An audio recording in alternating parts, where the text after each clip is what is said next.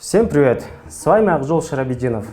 Вы, наверное, слышали новость, что Узбекистану передали 4 пансионата: Рохат, Диларом, Золотые Пески и Бустон. Сегодня мы расскажем все детали. Мы многое нашли. Будет интересно. Итак, поехали! Уважаемые зрители, если хотите поддержать нас, то подпишитесь на наш Patreon. А мы продолжаем.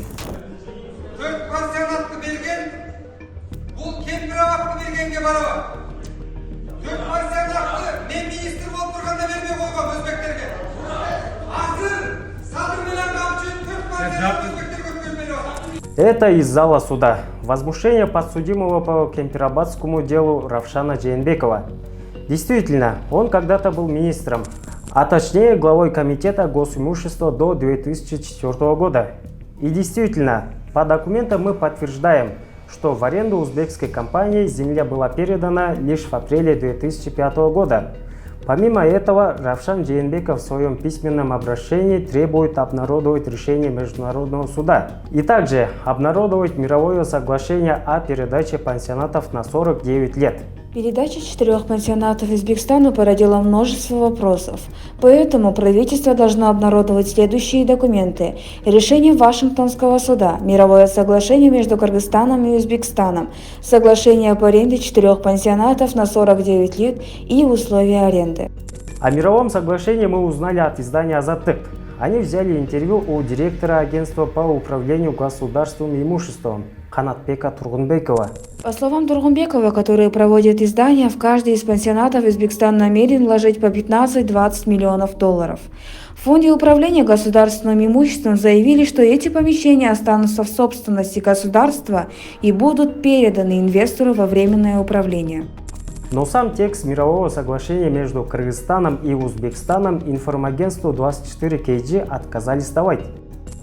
Мировое соглашение также прокомментировал и президент Садыр Джапаров. В мае этого года судом было вынесено решение, согласно которому кыргызская сторона должна выплатить более 40 миллионов долларов. Мы провели переговоры с узбекской стороной и пришли к соглашению, что передадим объекты в аренду на 49 лет, а они их модернизируют до уровня 4 пятизвездочных отелей. Выплатить им предъявленную сумму у нас возможности нет. Но есть ли решение Вашингтонского суда? На сайте Муцуис самого решения мы не нашли. Но вашему вниманию мы представляем текст вердикта. И там ответы фактически на все вопросы. Первое. Узбекистан не требовал возвращения 4 пансионатов, утверждая, что возврат пансионатов в собственность недостаточно для полного возмещения ущерба.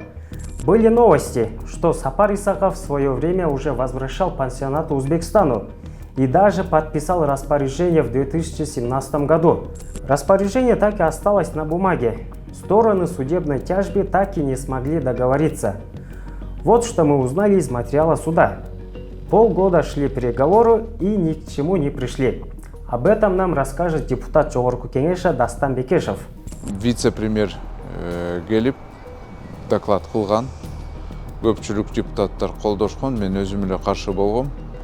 Бирок чынында негизи практикада ушундай. Мен комитетте раз алып баргандан кийин мен колду коюш керекмин да. Да, менин добушум протоколдо жазылды каршы деп. Бирок мен комитеттин атынан ошол чечимге колду коюп, чечим берип салгам. Анан эмне себеп менен бул макулдашуу түзө албай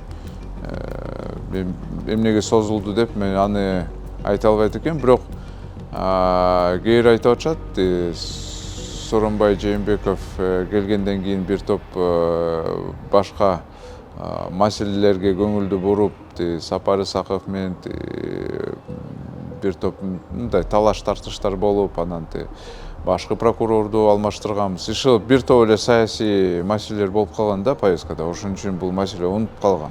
В мае этого года судом было вынесено решение, согласно которому кыргызская сторона должна выплатить более 40 миллионов долларов. Откуда взялась сумма компенсации? Из решения суда мы видим, что узбекская сторона в качестве примера использует проект «Осман». То есть громкое заявление президента и его окружения было взято за основу. Узбекская сторона воспользовалась этим и посчитали стоимость земли на Иссыкуле. 5 миллиардов посчитали как плату за 4000 гектаров. Так, рыночная цена земли составит 1 миллион 250 тысяч долларов. Опираясь на эти числа, была рассчитана стоимость 4 пансионатов. Стоимость составила 99,6 миллионов долларов.